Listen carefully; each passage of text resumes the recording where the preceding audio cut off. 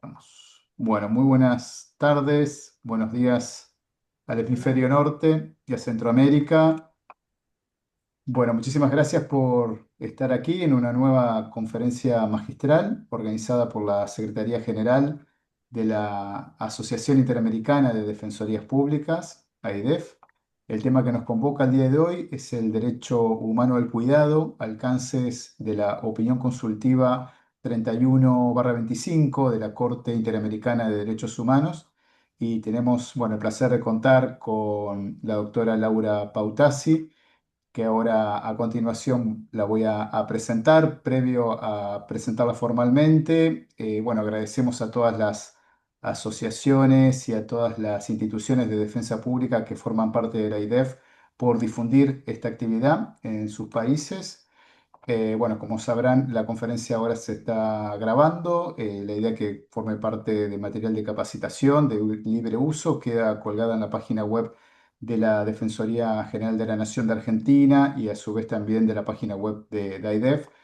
Y bueno, como pedimos siempre, pedimos encarecidamente que controlen que no se enciendan sus micrófonos mientras esté la expositora hablando. Dejamos abierto el chat para consultas, preguntas. Una vez finalizada la conferencia de la doctora Pautasi, vamos a dar lectura y ahí vamos a generar un intercambio. En la medida de lo posible, pedimos también que mantengan las cámaras encendidas. Con respecto al certificado de asistencia, les solicitamos que por favor completen sus datos, que no lo pongan en el chat, sino en el formulario, cuyo link ahora vamos a poner en el chat. Eh, y después, bueno, con esto creo que estamos con las cuestiones logísticas. Así que bueno, sin más, entonces voy a presentar a la doctora Laura Pautasi. Ella, bueno, es argentina ante todo, es abogada, graduada de la Facultad de Derecho de la Universidad Nacional de Córdoba, es especialista en planificación y gestión de políticas sociales de la Universidad Nacional perdón, de la Universidad de Buenos Aires. Es doctora también por la misma Universidad de Buenos Aires en el área de derechos sociales. Es investigadora principal del Consejo Nacional de Investigaciones Científicas y Técnicas, CONICET. Es investigadora asimismo, investigadora permanente del Instituto de de Investigaciones Jurídicas y Sociales, Ambrosio Gioja, de la Facultad de Derecho de la UBA. Es asimismo profesora adjunta de Derecho de la Facultad de Derecho de la misma universidad. Es docente de maestría y doctorado en el campo de políticas sociales y los derechos humanos en distintas universidades de la región, como la Universidad de Buenos Aires, Universidad de Lanús, de La Plata, de San Juan, también de Diego Portales de Chile, entre otras universidades. Es socia fundadora del Equipo Latinoamericano de Justicia y Género, ELA. Se desempeñó como experta independiente, fue presidenta del grupo de trabajo para el análisis de los informes nacionales previstos en el Protocolo de San Salvador entre los años 2009 y 2018. Fue directora también del programa de Género y Derecho de la Facultad de Derecho de la Universidad de Buenos Aires entre los años 2018 y 2020. Bueno, sus principales temáticas de investigación son sobre derechos económicos, sociales y culturales, enfoques de género y derechos humanos, políticas sociales y bienestar, indicadores de mediación de derecho ciudadano y políticas públicas. Y bueno, es autora de una vasta cantidad de publicaciones en estas materias de trabajo.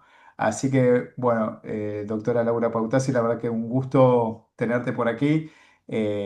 Así que, bueno, te vamos a escuchar con atención para un tema tan importante para las defensorías públicas y en una opinión consultiva, como hablábamos justo unos minutos antes, que la IDEF justamente también envió su aporte, su observación, que fue contemplada en la opinión consultiva.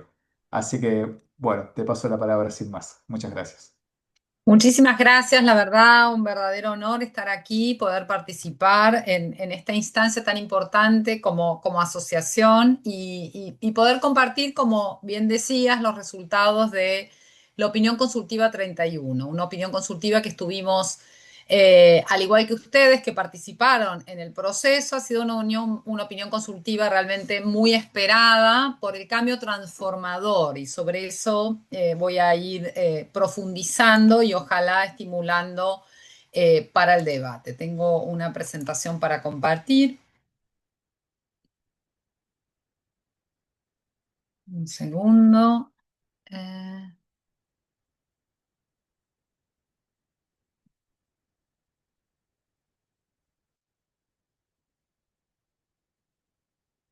Eh, Primero si bien ustedes han participado en el proceso, me parece importante destacar no solamente el papel de la academia, comentábamos anteriormente que no sé si están todos y todas al tanto, pero la semana pasada se notificaron los votos concurrentes y un voto parcialmente disidente.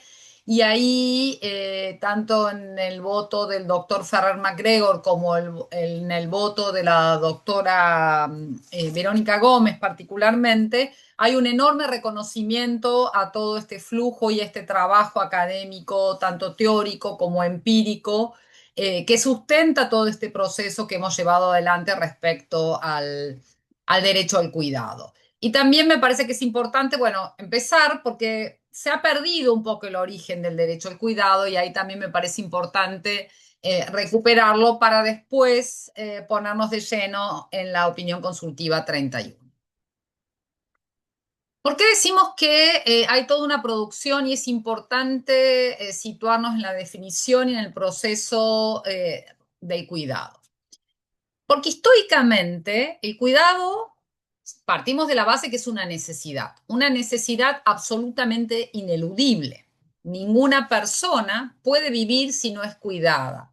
No sobrevivimos apenas nace un bebé, una beba, si no se lo cuida, no sobrevive. Somos de las especies, hay otras especies que sí sobreviven sin cuidados, nosotros como especie no sobrevivimos sin cuidados.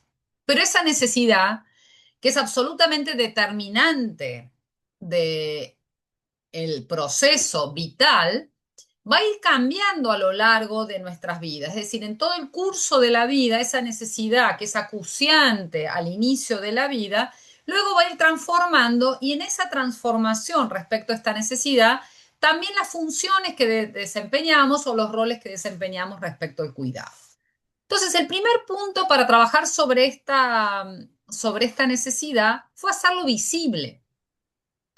Y esto que parece casi como una verdad de perogrullo, fue fundamental el aporte de la academia feminista, porque toda la sustentabilidad de la vida, lo que hoy llamamos la sostenibilidad de la vida, que se concentra en las tareas de cuidados, el orden patriarcal decidió que quedasen en el ámbito privado, en el ámbito de las relaciones interpersonales y a cargo de las mujeres. Desde la inicial división público-privado que se da durante la polis griega, donde son las bases de esa estructura patriarcal, donde los varones se asignan el mundo público y no todos los varones, sino algunos, aquellos dotados de mayor posibilidad de conocimiento, de raciocinio, excluyendo a los esclavos, a los rústicos y a las mujeres. Y en ese ámbito privado fue la asignación de todo lo concerniente a la sostenibilidad de la vida en las mujeres. Entonces, a lo largo de los siglos, una de las principales reivindicaciones que realizan las mujeres inicialmente y luego la conformación del movimiento feminista fue precisamente echar luz sobre esas relaciones que estaban en el ámbito privado. Relaciones que lejos de estar idealizadas eran relaciones atravesadas por esta estructura de poder. De hecho, toda la fuerza transformadora que permitió sacar la violencia doméstica del ámbito de incumbencia privada para mostrarlo como un fenómeno social que violaba derechos humanos y que requería una intervención, de la misma manera, el primer gran aporte fue la definición del cuidado como un trabajo. A esa necesidad ineludible, la mirada en la cual fuimos incorporando y que fue todo un desarrollo sostenido conceptual, un desarrollo además con extraordinaria participación de toda la academia global, las autoras francesas, las autoras anglosajonas, las autoras iberoamericanas, y las autoras latinoamericanas, y ahí es muy importante ver toda esa aproximación y un gran reconocimiento a las sociólogas, antropólogas, a todos los estudios de género que se hicieron en la región, para identificar y determinar que el cuidado es un trabajo. Pero es un trabajo que otra vez fue el orden de género que determinó que fuese un trabajo no remunerado, atravesado por una carga valorativa profunda, y en esa carga valorativa profunda las respuestas y esa asignación consiguiente estuvo en cabeza de las mujeres. Entonces ese fue el gran aporte primero que nos permitió sacar al cuidado del ámbito privado, ponerlo en el ámbito público y empezar a desarrollar categorías conceptuales, empezar a analizar.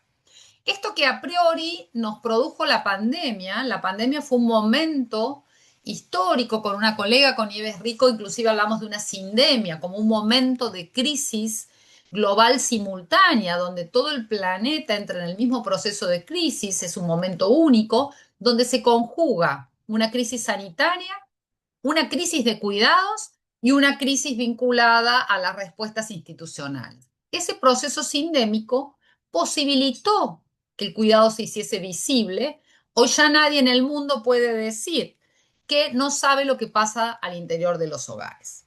Pero claro, el punto crítico, podemos conocer lo que se sucede, y de hecho en la pandemia todos los estudios que pudimos hacer en el momento de los aislamientos obligatorios, lo que nos mostraron precisamente que se pasó de una inicial romantización que duró muy poquitos días, era genial, hacíamos pan, se podían ver series y demás, a donde había que asumir cotidianamente una serie de responsabilidades que históricamente siempre estuvieron a cargo de las mujeres.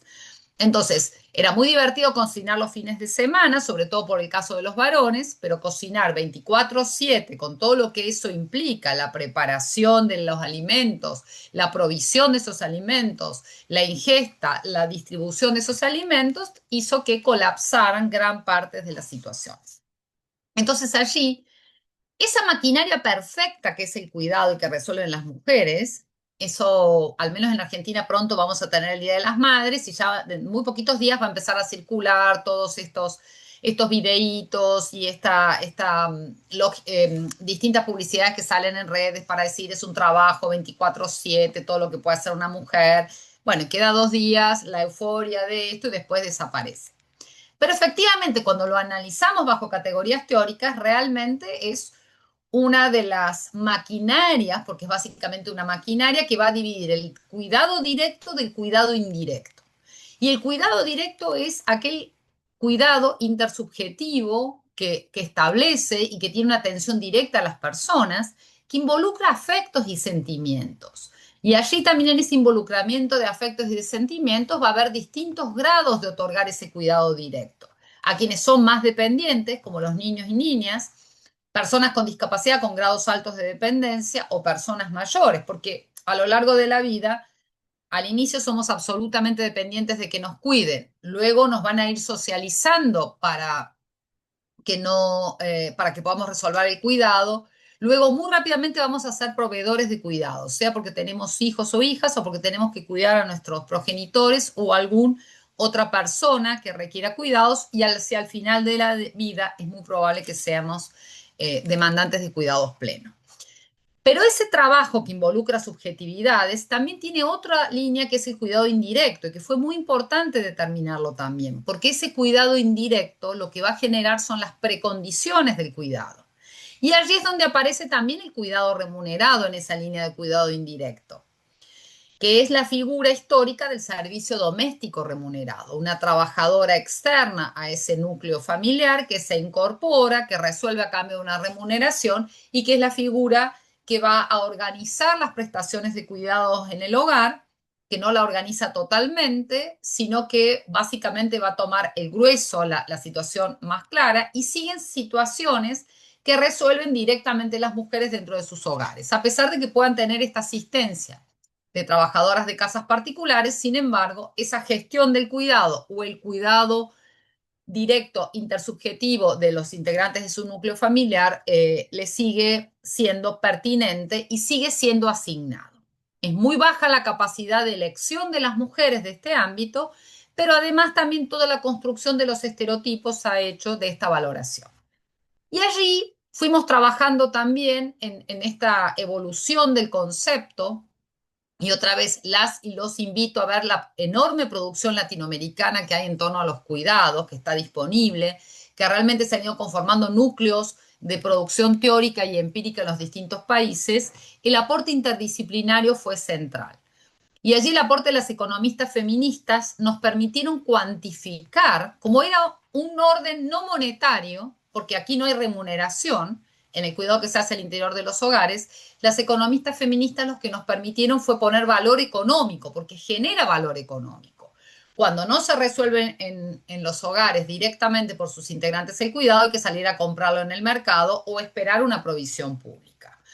En cualquiera de las dos situaciones, el cuidado va a generar valor económico. Entonces, ese aporte fue fundamental para ver el aporte directo en los niveles del Producto Bruto Interno que tienen los países.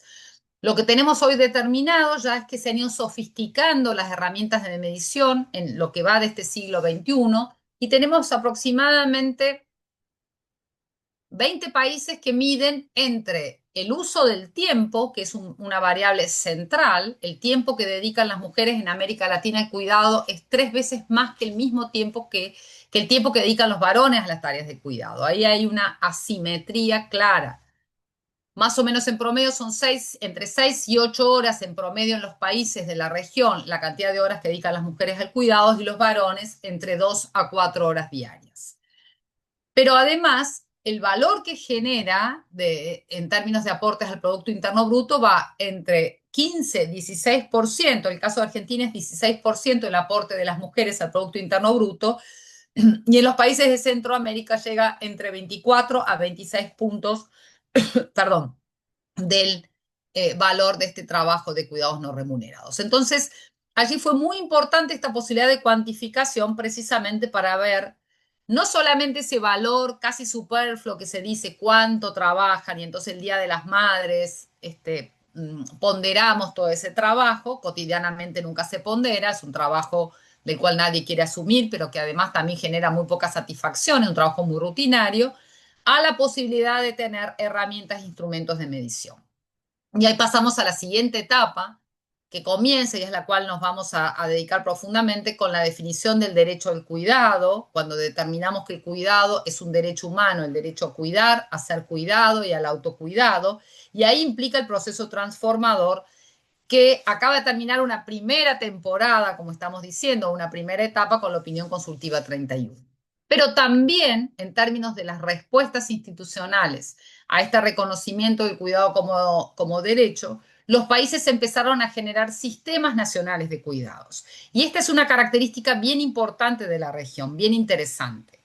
Los países europeos están todavía trabajando sobre las crisis de sus regímenes de bienestar y de las posibilidades de incorporar más prestaciones de cuidados. Y en el caso de América Latina se va por la creación de un sistema de cuidados precisamente como una coordinación de políticas, como un conjunto de políticas para precisamente equilibrar la oferta y la demanda de cuidados entre los distintos actores. Y ya tenemos determinados que hay por lo menos 4 actores que van a conformar lo que es el diamante del cuidado. El Estado centralmente, las familias y dentro de las familias a los varones, que son los que no han cuidado históricamente y que ahora cuidan un poco más, pero no lo suficiente para asumir el 50% de responsabilidad que tienen sobre el cuidado.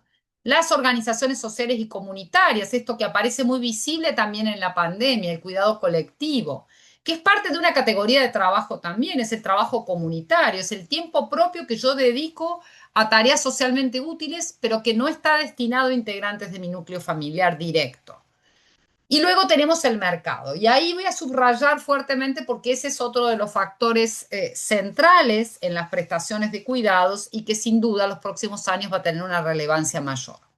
Y la última conceptualización que estamos trabajando a nivel de América Latina es la sociedad del cuidado. Esta es una propuesta que viene desde la Comisión Económica para América Latina y el Caribe, la CEPAL de Naciones Unidas, que ha sido consensuada en el ámbito de la Conferencia Regional sobre las Mujeres de América Latina y el Caribe, que es un órgano subsidiario de la CEPAL, que reúne desde hace 50 años pero cada 3 años, con una frecuencia de 3 años, a las ministras de las mujeres, a todas las representaciones de las áreas de género de América Latina y el Caribe, al movimiento feminista y a las organizaciones de la sociedad civil y a los organismos especializados de Naciones Unidas.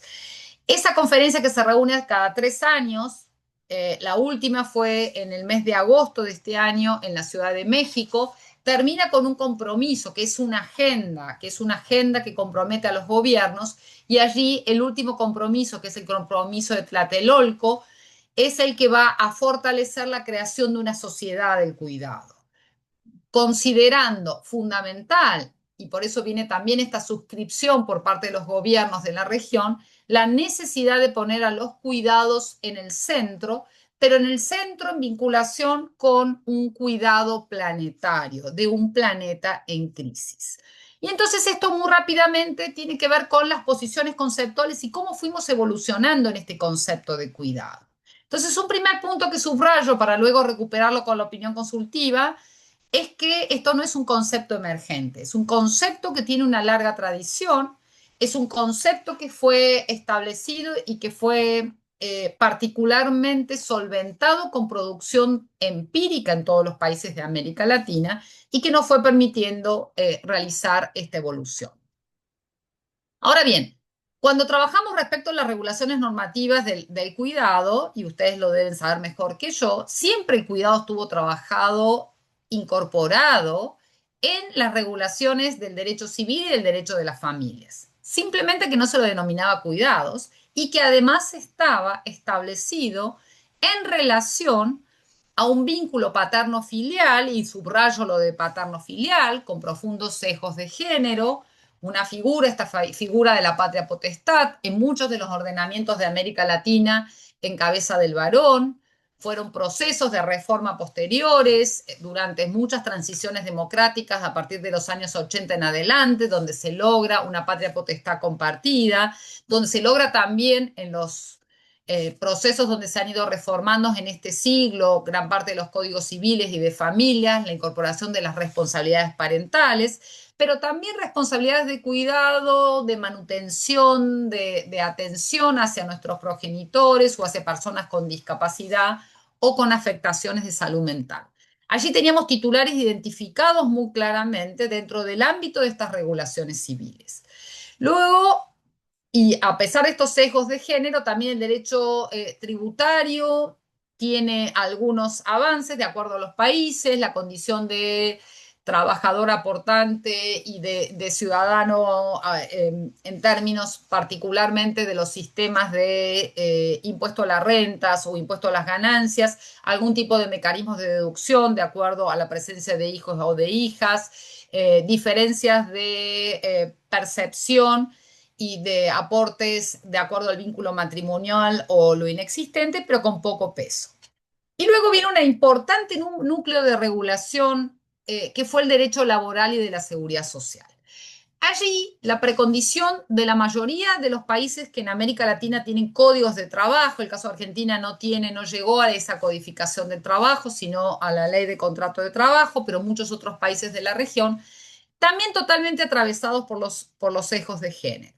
En primer lugar, esa rama especial del derecho, que es el derecho laboral, una rama especial extraordinaria, porque lo que hace es sacar al derecho, se conforma por lejos de la autonomía de la voluntad, de los derechos civiles y políticos, y lo sitúa como el primer derecho social básico, el derecho al trabajo, parte por nivelar una situación de desigualdad inicial, porque no vale lo mismo capital que trabajo. Entonces nivelan a ambas partes para celebrar en igualdad de condiciones un contrato de trabajo. Esa nivelación también tiene una contracara en una regulación de derecho colectivo del trabajo, la capacidad de negociación y de delegar posibilidades de representación a quienes tengan asignadas dicha representación, pero aquella figura inicial del derecho al trabajo que parte por garantizar la igualdad de las partes contratantes, se olvida, omite o en tal caso tiene un profundo sesgo de género respecto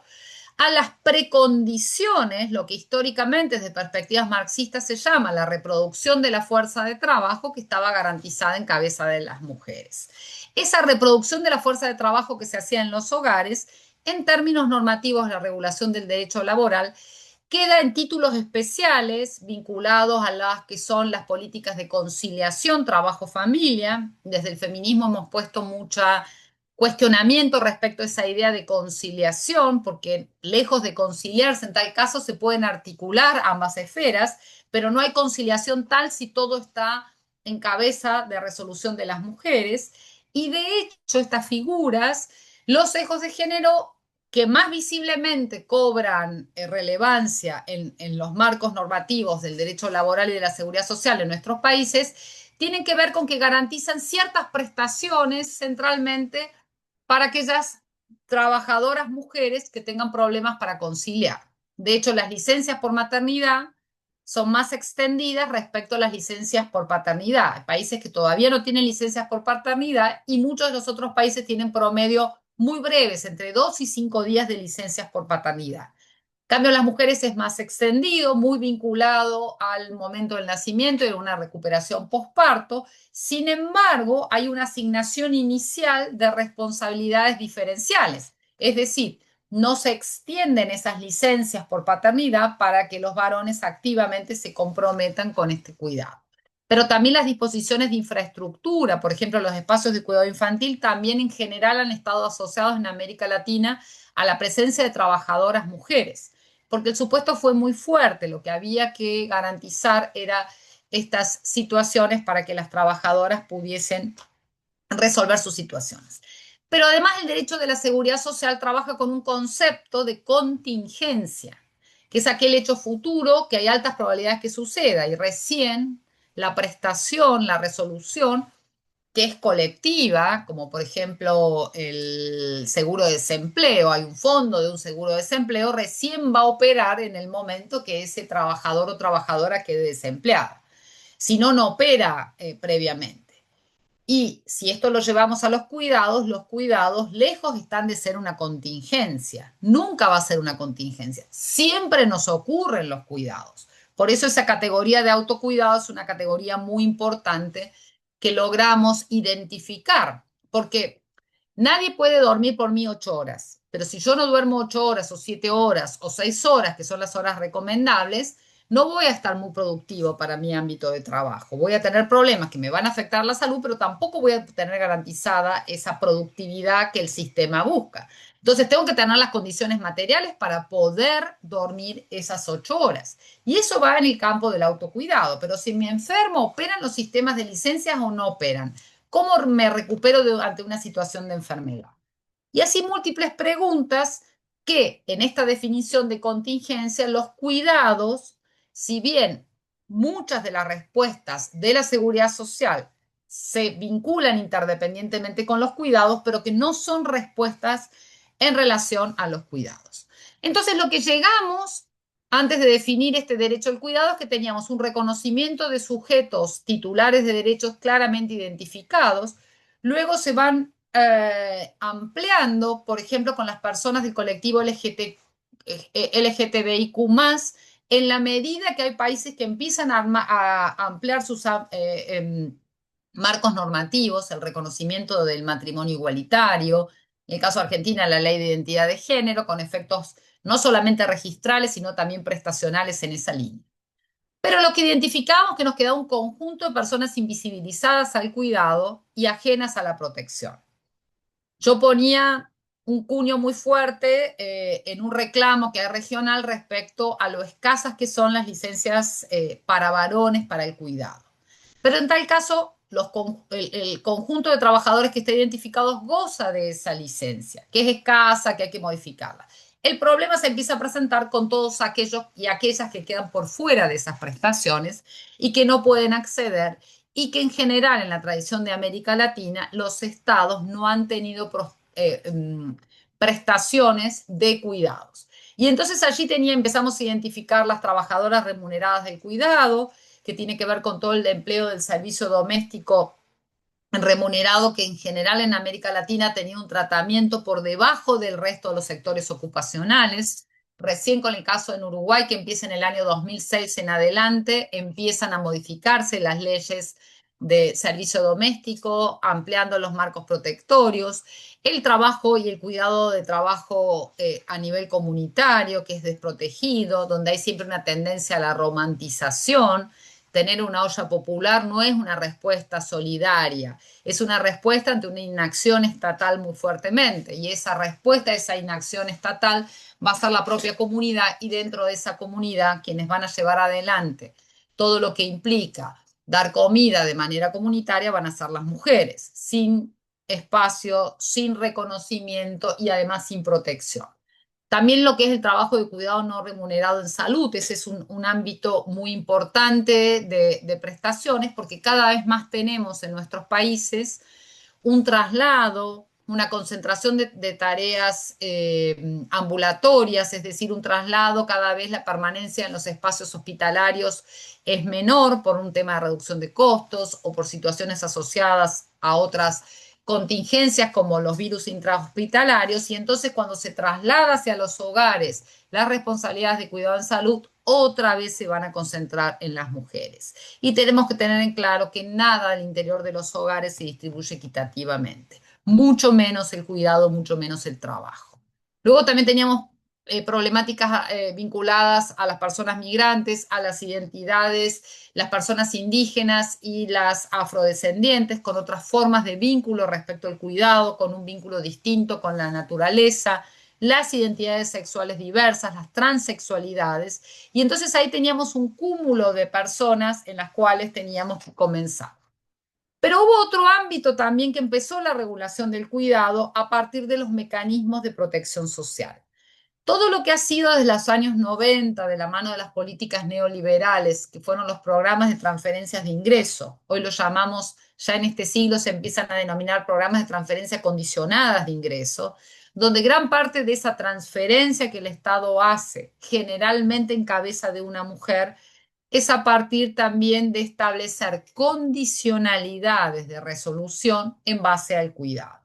Entonces, ante una transferencia monetaria de ingreso, por ejemplo, en el caso de Argentina, la asignación universal por hijo o hija, la condicionalidad para recibir esa prestación es presentar regularmente los certificados de educación y de salud de los niños y niñas, con ciertos mecanismos también punitivos respecto a poder llevar adelante un trabajo de cuidado remunerado. Entonces tienen, perdón, un trabajo remunerado, un trabajo formal, porque inmediatamente esa prestación va a ser dada de baja.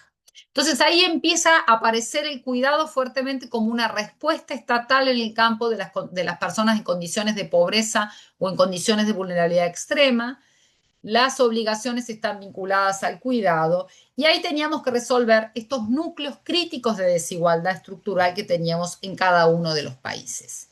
¿Y ahí qué utilizamos? Utilizamos la herramienta del enfoque de derechos humanos como una de las metodologías más interesantes que se han desarrollado en este siglo XXI, desde la Declaración del Milenio en adelante, porque lo que como herramienta permite el enfoque de derechos humanos es establecer esa conexión de sentido, esa conexión entre lo comprometido en pactos y tratados internacionales, precisado, es con estándares y con un desarrollo también interpretativo en el campo del corpus de derechos humanos, tanto sea por los órganos de monitoreo y la interpretación que los órganos y los comités de los pactos van a hacer, la labor de los relatores especiales de Naciones Unidas, pero lo que nos permite precisamente es esa vinculación entre lo comprometido en los pactos y tratados internacionales y las respuestas domésticas de los estados. Y allí lo que pudimos desarrollando cada uno de los estándares, y aquí es un agrupamiento específico que hacemos, del estándar de universalidad, de contenido mínimo de los derechos, es decir, cuál es el núcleo de obligación de los estados de satisfacer ineludiblemente y que no hay argumento vinculado a una situación de catástrofe o de tragedia para justificar el incumplimiento de al menos el contenido mínimo de los derechos económicos, sociales y culturales, los recursos disponibles, el principio de progresividad y no regresividad, el estándar de igualdad y no discriminación, de producción y acceso a la información, de acceso a la justicia en sentido amplio, como esta característica distintiva de garantizar la titularidad de derechos de las personas y el estándar de participación social y de empoderamiento ciudadano, o la línea que lleva la antropóloga feminista mexicana Marta Lamas, de esa idea de emancipación, de esa capacidad de poder ejercer derechos. Este andamiaje conceptual nos permitió aplicar la metodología, revisar todos los pactos y tratados internacionales, y lo que identificamos en el año 2007 es que el cuidado es un derecho humano. Es un derecho que estaba en todos los pactos y tratados internacionales, desde la Declaración Universal de Derechos Humanos hasta la última del sistema interamericano, que es la Convención Interamericana de Protección de los Derechos Humanos de las Personas Mayores, donde allí ya se define plenamente el cuidado. Porque inicialmente, y en estas categorías, ese concepto polisémico que veíamos que es el cuidado, que tenía múltiples definiciones, se fue cada vez precisando más, porque en la Declaración Universal de Derechos Humanos, y esto la Corte Interamericana en la Opinión Consultiva 31 hace todo ese recorrido que probablemente ustedes también hicieron en el amicus que presentaron, lo que ahí identificamos es que estaban todas las categorías, solo que no se hablaba de cuidados. Pero estaba la protección a la maternidad, el concepto de vida digna, protección de las personas mayores, la disponibilidad de tiempo, la disponibilidad de recursos, las obligaciones establecidas. CEDAW, Convención de Derechos del Niño, establece también las obligaciones en igualdad de condiciones para ambos progenitores. Distintas herramientas fueron precisándonos en estos conceptos. Y entonces allí el recorrido, cuando identificamos en el año 2007, es decir, ya son casi 20 años que identificamos que el cuidado estaba en todos los compromisos, fuimos al foro político. Y ese foro político es la Conferencia Regional sobre la Mujer de América Latina y el Caribe, sobre las mujeres, se llama a partir de este año, como les decía. Y allí fue muy interesante el proceso, porque en el año 2007, en la Conferencia de Quito, los gobiernos empiezan a reconocer ellos mismos que efectivamente el cuidado era un derecho humano y que estaban obligados a ello. Y desde el consenso de Quito al último, que es el de Tlatelolco del año 2027, se va reconociendo que el cuidado es un derecho humano. Y esa es la base para que, por ejemplo, el sistema pionero de cuidados del Sistema Nacional de Cuidados de Uruguay se compromete, es decir, Uruguay reconoce que el cuidado es un derecho humano, por lo tanto, le impacta en las obligaciones que tiene respecto a este derecho y empieza a definir y funda las bases del Sistema Nacional de Cuidados, la ley que se aprueba en el año 2015, en base al reconocimiento del cuidado como un derecho humano. Entonces ahí tenemos un recorrido político previo a la opinión consultiva 31, pero ahí tuvimos una acción muy importante de los gobiernos, que es precisamente la acción que algunos gobiernos también van llevando, algunos países en la tercera generación de reformas constitucionales, el caso de Ecuador, Bolivia, tanto Venezuela, República Dominicana, la van incorporando el cuidado como un trabajo remunerado, ese reconocimiento. Ya la Ciudad de México en el año 2017 lo reconoce plenamente como un derecho humano, pero también fuimos en estos años consolidando, o se fue consolidando, una interpretación jurisprudencial. La primer corte constitucional que se expide sobre el derecho al cuidado, al menos que tenemos nosotras identificados, es la Corte Constitucional de Ecuador, que en el año 2020, ante un caso de una licencia por maternidad, es decir, por un caso de embarazo, y es un fallo muy interesante, se explaya respecto a las distintas categorías y al rol del Estado respecto al derecho a cuidar, a ser cuidado y al autocuidado. Le siguen también el Tribunal Constitucional de Colombia, ya hay una jurisprudencia robusta en Colombia respecto al reconocimiento del cuidado como un derecho humano. También la Corte Suprema de Justicia de México en el año 2024. Se fue avanzando también en modelos de leyes para reflejar el derecho al cuidado, como el caso de la ley modelo interamericana, de la Comisión Interamericana de Mujeres. Hay declaraciones de Naciones Unidas, estamos en el mes de octubre, el 29 de octubre es el Día Internacional de los Cuidados, y entonces cada vez fue más robusto. El Consejo Económico Social de Naciones Unidas ha empezado a discutir el cuidado como un derecho humano. Y allí viene, y por eso me remití a todo este proceso anterior antes de llegar a la opinión consultiva de la Corte, porque es importante tenerlo, seguramente lo conocían, pero es importante refrescarlo, porque si no hubiese existido todo este proceso, no llegamos a una solicitud de opinión consultiva 31 para que se interprete. Y ahí fue el Ministerio de las Mujeres, Géneros y Diversidad de Argentina, que en enero del 2023, ministerio que hoy, por la actual conducción y la presidencia del presidente Milei, fue cerrado en el año 2023, desvinculado su personal, pero fue este ministerio junto con la Secretaría de Derechos Humanos que presenta la solicitud de opinión consultiva a la Corte Interamericana. La Corte, como ustedes bien saben, le da lugar, se avanza y fueron 129 los amicus que se presentaron. Es la segunda opinión consultiva en la historia de la Corte que tuvo mayor flujo de participación. En las audiencias hubo 70 delegaciones o 67, casi 70 delegaciones, pero lo interesante de los 50 amicus, 34 son de organizaciones académicas, pero además lo interesante es que ninguno de los amicus pone en cuestionamiento la condición de derecho humano del cuidado. Hay cuestionamientos respecto a las responsabilidades, a la oportunidad de la opinión consultiva y al alcance en términos, y son muy minoritarias. Lo que hay también de modo interesante es precisamente esta adhesión y en las tres dimensiones del derecho al cuidado, el derecho a cuidar, a ser cuidado y al autocuidado.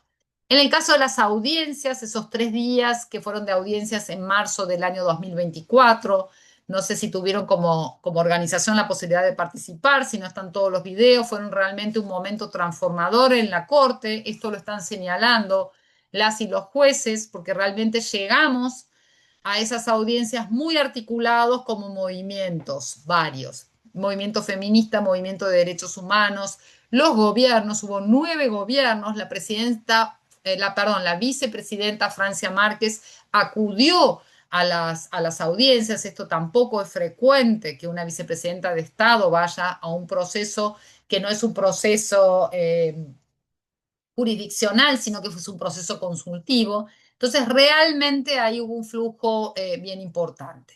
El actual gobierno de Argentina participó de las audiencias, reafirmó, participó directamente el secretario de Derechos Humanos, reafirmó el valor de la opinión consultiva, pero 4 meses después pidió el retiro de la opinión consultiva, argumentando la República Argentina que las opiniones vertidas durante las audiencias, que habían sido ratificadas en ese momento, no reflejaban la opinión oficial, y ahí la Corte por unanimidad se pronuncia señalando de que no es admisible este pedido de retiro y que la opinión consultiva ya no pertenece al Estado solicitante, sino que es una problemática de derechos humanos. En junio de este año, por unanimidad, la Corte vota y reconoce el cuidado como un derecho humano, y el 7 de agosto tuvimos la notificación de la opinión consultiva. Y ahí vienen los puntos que seguramente ustedes han tenido oportunidad de ver la opinión consultiva. Se notifica sin los votos concurrentes. Hay 4 votos concurrentes y una disidencia parcial. Esos votos han sido notificados, ya están disponibles, al menos en español, en la página web de la Corte, y han sido la semana pasada notificados. Y es interesante también darle seguimiento a estos votos. La Corte que dice, bueno, es muy amplio el pedido de Argentina, es muy extensa la opinión consultiva y se va a concentrar en 3 ámbitos. Establece que se va a concentrar en el derecho al cuidado y el derecho internacional de los derechos humanos y un diálogo con el derecho constitucional regional. Y ahí es bien interesante porque se remonta también mucho a un diálogo intrarregional. Dialoga con y trae a la luz la opinión consultiva, toda la tradición de cuidado en África, que es una alta tradición comunitaria. Recupera también fallos del Tribunal Europeo de Derechos Humanos, es decir, abre, porque también lo que la Corte señala, y señala con orgullo, que es el primer tribunal regional que es consultado sobre la autonomía del derecho al cuidado. Hay un segundo grupo y en su análisis una segunda parte que la Corte se concentra, que es el derecho al cuidado a la luz del derecho a la igualdad y la prohibición de discriminación. Y ahí creo que es muy importante también el vínculo que la Corte hace con el derecho a un proyecto de vida. Y el tercer punto que la Corte se concentra también es el vínculo y la interdependencia entre el derecho al cuidado y los derechos económicos, sociales, culturales y ambientales. Por razones de tiempo, no me voy a, y lo más interesante va a ser el diálogo que tengamos, voy a plantear algunos de los puntos sobresalientes de esta opinión consultiva, que en su totalidad es una opinión consultiva realmente muy importante, muy detallada y que da como en el núcleo central. En primer lugar, porque reconoce las tres dimensiones del derecho al cuidado, y ahora vamos a ver en qué alcance cada una de esas tres dimensiones, pero claramente la Corte parte de decir, a partir de una interpretación sistemática, evolutiva y pro persona de los principios centrales de derechos humanos, reconoce la autonomía del derecho al cuidado. La pregunta en la solicitud de Argentina estaba vinculada a la autonomía del artículo 26. La Corte afirma la autonomía respecto al 26, pero lo abre mucho más, y eso me parece que es uno de los puntos altamente destacables, porque lo vincula con otros artículos y dice la Corte, no nos tenemos que quedar en esta interpretación solamente en el artículo 26, ya tenemos el protocolo de San Salvador, ampliemos a los otros, pero también la amplía a la Carta de la OEA, a la Declaración Universal de Derechos del Hombre y a los demás instrumentos del sistema de protección universal.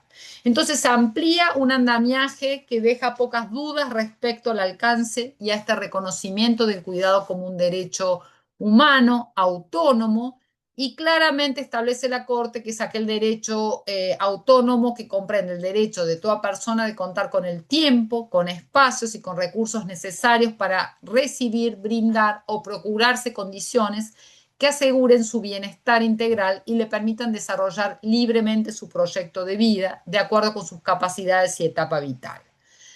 Sigo con la cita de la Corte. En esta lógica, el cuidado tiene como propósito no solo la subsistencia de las personas cuidadas y aquellas que cuidan, sino la realización y consecución de un proyecto de vida, de manera que refuerce la autonomía personal e inclusión en la comunidad.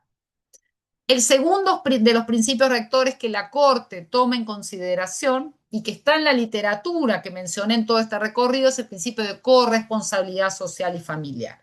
Y ahí claramente establece que los cuidados son un bien público que recaen solidariamente sobre las personas, la familia, la sociedad y el Estado, bajo el principio de igualdad y no discriminación, y que requieren, y centralmente nombra a los hombres y que las mujeres tengan las mismas condiciones y las mismas responsabilidades en el cuidado. Es decir, lejos de situar el reconocimiento de este cuidado como un derecho autónomo en las mujeres, lo sitúa en las personas. Pero a su vez también establece esta vinculación que decíamos con los distintos derechos económicos, sociales y culturales. Y la Corte señala un punto que a mí también me parece sumamente relevante, porque tenemos, ¿cómo vamos a resolver esta opinión consultiva que va a ser seguramente motivo de nuestro debate? Bueno, hay una tentación enorme que todo va a ser cuidado ahora, todo es cuidados. Y cuando las feministas, esto lo hemos aprendido muy bien, cuando lo aprendimos mucho con violencias. En un momento todo era violencia, entonces nada pasó a ser violencia y se resolvieron y se asignaron responsabilidades de manera con bastantes dificultades. Entonces tenemos que tener mucha precisión respecto a las competencias y a las responsabilidades. Y en la Corte ahí sí dice que el reconocimiento del derecho al cuidado presupone su autonomía normativa y funcional, en tanto protege un conjunto específico de condiciones materiales y relacionales que resultan esenciales para el bienestar y la dignidad humana, y cuya omisión o desatención puede comprometer el ejercicio efectivo de múltiples derechos interdependientes. Y allí la Corte se concentra con la definición del derecho a cuidar, a brindar cuidados en condiciones dignas, tanto remunerados como no remuneradas, implica tanto un reconocimiento de las cuidadoras del ámbito familiar como del ámbito fuera de él, y que su labor se ejerza sin discriminación y con pleno respeto a sus derechos humanos, garantizando el bienestar físico, mental, emocional y espiritual. Establece las obligaciones que esto conlleva para los estados de adoptar medidas progresivas. La Corte no va a detenerse en el financiamiento ni en las pautas de financiamiento, pero sí refuerza permanentemente a lo largo de la opinión consultiva el estándar de progresividad, pero además también la obligatoriedad de dar una resolución, es decir, de tener los recursos disponibles para la resolución del cuidado como derecho prestacional que es. Luego la Corte se concentra con el derecho a ser cuidado y lo establece vinculado a personas con algún grado de dependencia, de recibir las atenciones de calidad suficientes y adecuadas para vivir en dignidad y deben garantizar también un bienestar físico, espiritual, mental y cultural. Y en relación al derecho al autocuidado, que es nuestra tercera dimensión, allí la Corte lo establece y por eso es interesante que vayamos a los votos concurrentes, porque el voto concurrente del doctor Eduardo Ferrer MacGregor retoma el debate sobre derecho al autocuidado y hace también toda una genealogía muy interesante el derecho al autocuidado. Allí claramente la Corte lo sitúa en el derecho de quienes cuidan y de quienes reciben cuidados, para garantizar también en esta línea el propio bienestar. La Corte también desarrolla, como decíamos, un proyecto de vida, pone énfasis en la institucionalidad, en la necesidad de estas respuestas y de garantizar el derecho al cuidado, sea cual fuera, sean los sistemas de cuidado. La Corte se pronuncia muy favorablemente respecto a los sistemas de cuidados, pero dice no son la única forma de resolución. Lo que hemos constatado es que en la región hay múltiples formas de resolución, pero en tal caso hay que avanzar en una resolución inmediata, con efecto inmediato, respecto a las garantías del derecho al cuidado. Y en la interdependencia, perdón, respecto a otros derechos, la Corte avanza centralmente sobre el derecho al trabajo remunerado, y ahí es muy interesante, y en el vínculo con el derecho a la seguridad social, que supera la controversia histórica entre trabajo formal e informal, lo contributivo y lo no contributivo. La Corte pone un énfasis bien interesante allí. Dice que, no que las garantías deben superar este dilema de lo no contributivo y que los estados están obligados a resolver las prestaciones vinculadas a cuidados. Avanza sobre la enseñanza. La Corte también, dentro de los principios básicos que toma, refuerza el concepto de estereotipos vinculados a los cuidados, particularmente para las mujeres, para las niñas. Hace un llamado de que debe terminar niñas y adolescentes dedicadas hacia las tareas de cuidados, que tienen un impacto enorme, que son niñas y adolescentes que quedan por fuera del sistema educativo o del mercado de trabajo eventualmente. Y la Corte también trabaja algunas vinculaciones con medio ambiente y con infraestructura, pero centralmente se vincula con salud, educación, trabajo, seguridad social y ambiente, y ahí deja delineados algunos puntos. Entonces, para ir concluyendo y abriendo el debate, esta gran transformación que nos generó la opinión y que nos genera la opinión consultiva 31 fue precisamente en ese recorrido que yo hacía al inicio, de que esa necesidad que es trabajo directo y trabajo indirecto, es también reconocido como un derecho de cada persona. No es un derecho para que las mujeres podamos cuidar mejor, sino por el contrario, es un derecho de cada persona que se desprende de todas el andamiaje que como comunidad internacional hace ya casi un siglo definimos como relevante, pero además también uno de los puntos más importantes es esta irrupción del autocuidado, que para las mujeres el autocuidado y este reconocimiento va a tener a futuro un impacto distributivo importantísimo, porque las que menos se cuidan a sí mismas son las mujeres. Cuidan a todo el planeta, cuidan a todos los integrantes de su familia, pero se cuidan muy poco ellas mismas, no por falta de voluntad, y todos los estereotipos del uso de cosméticas y demás son claramente no condicen con los datos efectivos de toda la carga de cuidado que tienen las mujeres. Pero además también uno de los efectos más importantes, al menos desde mi perspectiva, es que precisamente el situarlo como un derecho de la persona, no importa ni la posición que yo tenga ni la condición, es decir, si soy trabajadora asalariada formal o estoy en una situación de discapacidad, para que, como sujeta protegida, operen los satisfactores. Aquí se sitúa la persona, es un ejercicio importantísimo. La Corte habla del cambio cultural y del valor del cambio cultural, sobre todo cuando trabaja con estereotipos, pero también instala la necesidad en los estados que trabajen sobre ese cambio cultural en la asignación de los cuidados. Y finalmente tenemos todo un proceso de agenda a futuro. Esta opinión consultiva la tenemos que difundir, la tenemos que distribuir. la tenemos que militar en conceptos más de este compromiso férreo. Ustedes han participado en el proceso de amicus curia y de todo el proceso consultivo que la Corte abrió. No se trata de un derecho emergente, este era un derecho que ya existía, solamente que no se lo consideraba. La Corte también pone claridad sobre todos los ámbitos competentes. El diamante del bienestar está contemplado, Estado, y dentro del Estado los tres poderes estatales, los ministerios y las defensorías también tiene la Corte un momento donde hace y se explaya sobre estas competencias, deja fuera otras, pero en general es bastante abarcativa de lo que establece, los estándares vinculados a la interdependencia de los derechos, el concepto de interseccionalidad y estereotipos, incorpora activamente a los varones, a la comunidad, a la academia, el derecho al trabajo, a las personas con discapacidad, a niños, niñas, adolescentes, personas mayores, identidades LGTBIQ+.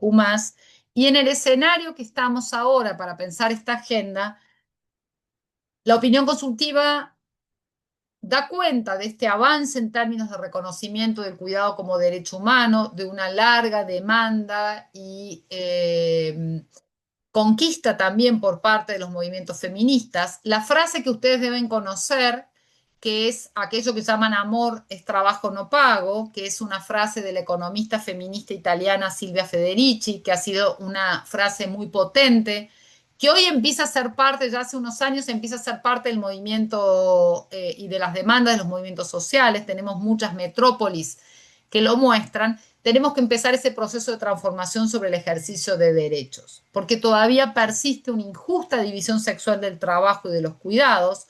No solamente tenemos figuras de techo de cristal en nuestros países, de pisos pegajosos en términos de la participación de las mujeres en el ámbito de trabajo remunerado, sino todavía tenemos muy rígida la asignación de tareas de cuidados al interior de los hogares. Como decía al inicio, las mujeres en América Latina destinan entre 2 y 3 veces más de su tiempo a las tareas de cuidados. Y entonces ahí necesitamos apropiarnos de esta opinión consultivas. Tenemos un crecimiento de posiciones conservadoras en muchos países de la región. El falso concepto de ideología de género está en las antípodas de lo que ha sido este proceso. Hemos trabajado lejos de ser un precepto ideológico, esto ha sido fundamentado y validado con todo un proceso metodológico y también de producción de evidencia de empírica, pero lo que tenemos que trabajar es sobre ese cambio cultural, sobre no rematernalizar el cuidado, no seguir con esta asignación rígida en cabeza de las mujeres, sino que necesitamos un pronunciamiento activo, favorable, tanto de la academia, de los organismos, de las distintas instancias, de los distintos ministerios públicos, de los poderes judiciales, legislativos, ejecutivos, pero particularmente apropiándonos también como personas que ejercemos y que vamos a ejercer el derecho al cuidar. Y realmente creo que es una opinión consultiva muy recomendable en su lectura, junto con la opinión consultiva 32. Y ahí lo último que digo, al menos en este primeras reacciones, es que tenemos que tener en consideración también ante voces voces disonantes respecto del alcance de la opinión consultiva 31, que en la opinión consultiva 32 la Corte establece el cumplimiento obligatorio. Y ahí también tenemos una instancia bien interesante para tomar respecto a no solamente este sentido de derecho vivo que da la Corte siempre, el sistema de derechos humanos, sino también el carácter de obligatorio. Y la opinión consultiva avanza en esa línea y sin duda va a tener efectos. Ya ha empezado a tener efectos en muchos de nuestros países y seguramente esto va a avanzar. Y me quedo por aquí para llegar a las preguntas. Bueno, muchísimas gracias, Laura. La verdad que interesantísimo. Te escuchábamos con muchísima atención. Aparte de tu experiencia y todo lo que venías trabajando desde hace mucho tiempo y que, bueno, me imagino verlo reflejado en una opinión consultiva en un documento de la Corte Interamericana, la satisfacción que te tiene que haber provocado a vos en particular, pero bueno, a todas las personas que han venido trabajando en esta temática desde hace años. Y también eso, me quedo con lo que decías con respecto a la difusión y la militancia de esta opinión consultiva, bueno, estas actividades justamente que organizamos van en ese sentido de difundir este tipo de temas y esto que es, bueno, muy reciente, esta opinión consultiva. Bueno, y tenerte a vos también como dando tu voz y que has trabajado directamente, nos parece muy valioso. A su vez nosotros vamos a tener, bueno, esto más que nada para los argentinos, un chivo que en este sentido de difundir esta opinión consultiva, estamos organizando unas jornadas en la provincia de Jujuy, cuya, bueno, el cierre de la conferencia va a estar a cargo justamente de la jueza interamericana Verónica Gómez, la jueza argentina, que justamente también va a abordar esta temática en este sentido de seguir difundiendo esta opinión consultiva. Bueno, abro igualmente a preguntas. Bueno, hay una pregunta en el chat de Daisy Lara. La Corte, espera, acá está. La Corte Interamericana da un paso histórico a reconocer el derecho al cuidado, no solo como un derivado de otros derechos, dignidad, salud, igualdad, sino como derecho humano autónomo. Este enfoque coloca al ciudadano en el mismo nivel de protección de otros derechos económicos y sociales. Bueno, más un comentario que una pregunta. Sí, allí sí me dejas Sí, agregar a lo que planteó Daisy. Sí, sin duda, pero otra vez, digo, como defensora de este querido derecho, creo que es importante ver lo que no es un derecho derivado, ni tampoco es un derecho emergente. Digo, esto lo debatimos mucho en la Corte, sobre todo en las audiencias, porque realmente si cuando exploramos todo el origen, es central. Lo que pasa que, claro, como había sido asignado el ámbito privado y el ámbito de las mujeres, quedó invisibilizado. ¿Qué es lo que sigue pasando cotidianamente? Si aquí está alguna de quienes están participando, o sea, todas y todas seguramente están en el ámbito laboral. Pero si alguna estuviese escuchándolo, y digo en femenino, ¿no? Y está planchando mientras apaga cámara y está planchando, ¿no? Una tarea que al menos a mí no me gusta nada hacer y lleva mucho tiempo. Si le preguntamos al final del día diciendo, ¿qué hiciste hoy? Va a decir, no, escuché, ojalá diga una, una conferencia muy interesante, pero ella no va a ver que estuvo trabajando mientras estaba escuchando. ¿Por qué? Porque no se termina de comprender el valor de trabajo, porque como está metida las subjetividades, y claro, y esto también genera todo un grado, por eso es muy interesante que la Corte abordó los estereotipos, porque por supuesto que es mucho más gratificante cuidar a niños y niñas que cuidar a personas mayores. El cuidado hoy va a ser diferente a una persona con discapacidad y después también dependiendo qué tipo de discapacidades tengan las personas. Entonces, sin duda que hay, como es un trabajo tan interpersonal, que hay distintos grados de satisfactores y de demandas. Entonces, por eso está la dificultad. Entonces, me parece que nos situemos en esta defensa que la Corte ha dejado también con mucha claridad de derecho plenamente autónomo va a ser importante para ese cambio cultural que venimos insistiendo. claro, gracias por la aclaración porque es muy, muy importante. Bueno, no sé si hay más preguntas también, en todo caso, si alguien quiere abrir, digamos, hacer la pregunta de manera oral, podemos abrir el micrófono, obviamente. Bueno, hay una pregunta por escrito de Stephanie Olarte, de Ecuador, entiendo. ¿Es posible desde una variable de la desnaturalización del ciudadano en las normas laborales explicar el limitado acceso, ascenso y estabilidad en el empleo? ¿Quiénes son esos actores y decisiones? No sé si termino vamos una a una, Sebastián. Sí, sí, sí, porque justo apareció otra más, pero mejor una a Dale. una. Bárbaro. No sé si te termino de entender bien, Stephanie.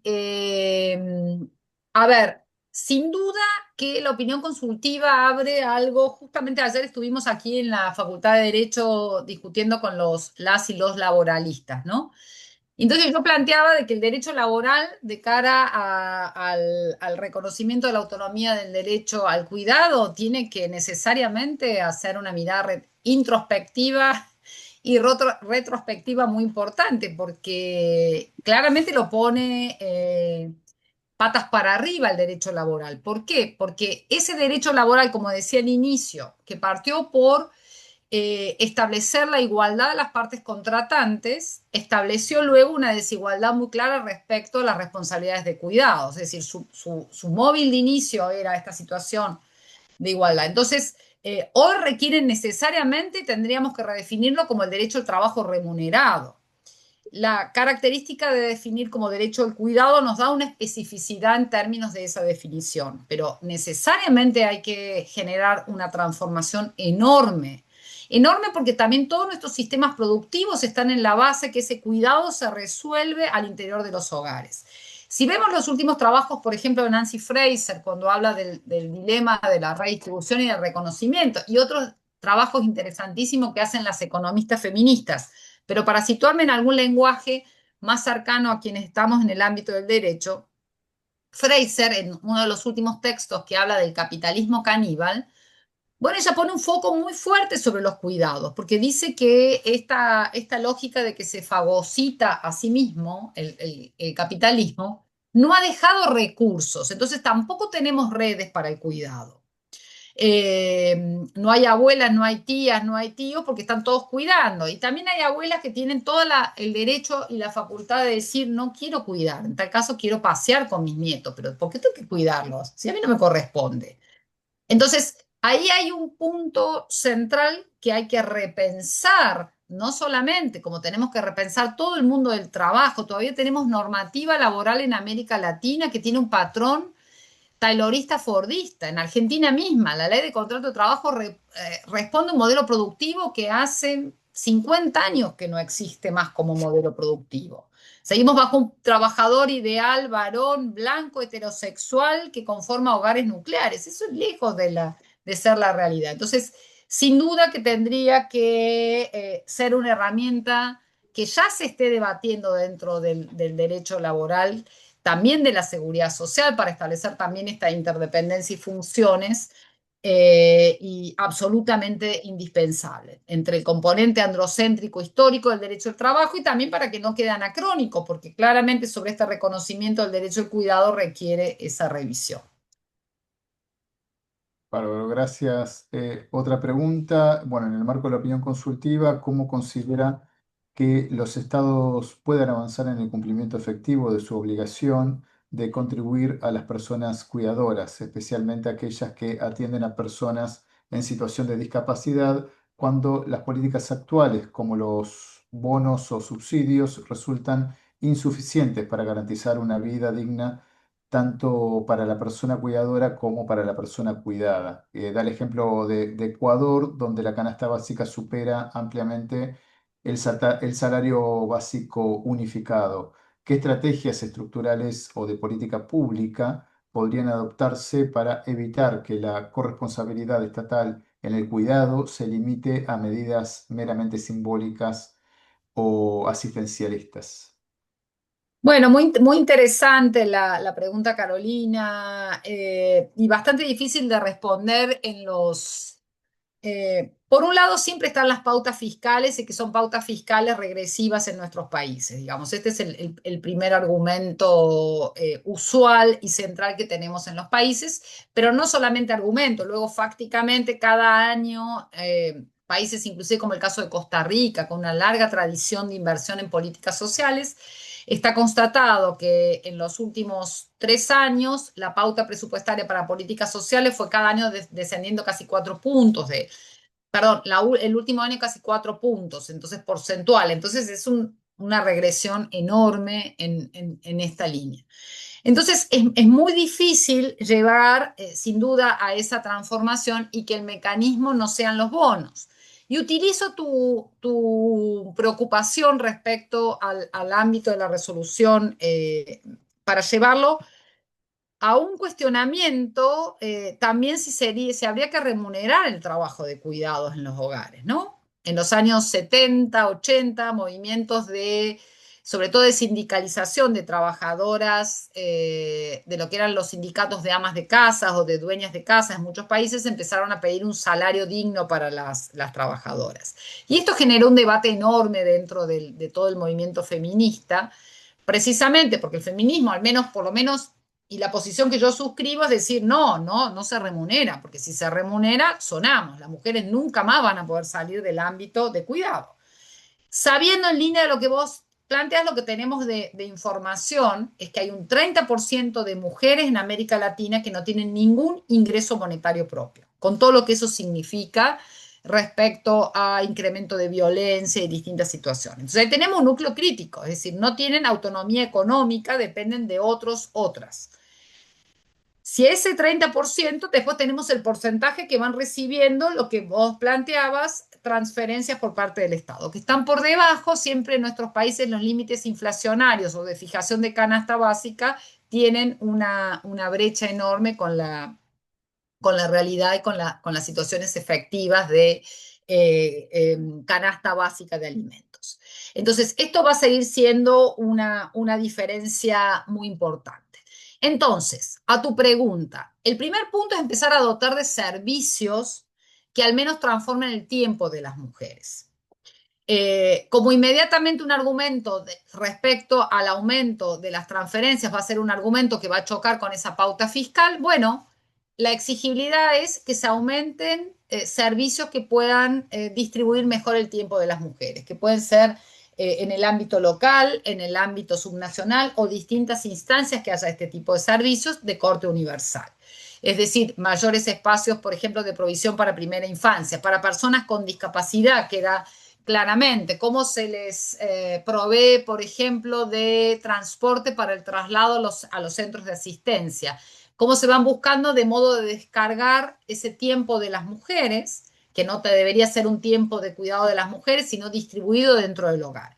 Y ahí el Estado tiene, a ver, siempre para el cambio cultural tenemos que tener las bases materiales para el cambio cultural. Los cambios culturales no se dan en el aire. Entonces, si yo no tengo condiciones de subsistencia, bueno, es bastante poco el cambio cultural que se puede hacer. El Estado tiene que ir garantizando, pero me parece que también hasta tanto se nivelen o se transformen estas subsistencias que terminan siendo asistencialistas, lo que tenemos que estar pidiendo es ampliación de servicios de corte universal, infraestructura de transporte. El concepto de sociedad del cuidado va en esa línea, es decir, tenemos que tener un sistema de transporte también que sean ciudades cuidadoras. Lo que tenemos es una disociación total, entonces para personas con discapacidad no es suficiente que los hospitales públicos tengan una rampa para una persona que necesite de apoyos como el apoyo de una silla de ruedas. Necesitamos también que todo el sistema de salud se adecue a ello.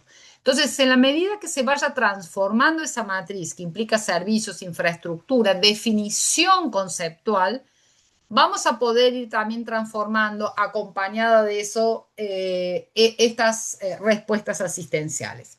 No sé si soy clara en el punto. Es decir, no es solamente que nos fijemos que es absolutamente esencial de que se aumenten estas transferencias y que tengan patrones de ajuste, perdón, de ajuste no, de actualización de acuerdo a la canasta básica y que esta canasta básica también se discute, sino también la provisión de infraestructura de manera universal. Perfecto, clarísimo, Laura. Otra pregunta de Jimena Falco, para el litigio diario, si crees interesante volver a tener la calculadora del cuidado como herramienta práctica, que era una iniciativa de Dirección Nacional de Economía, de Igualdad y Género del Ministerio de Economía del gobierno anterior.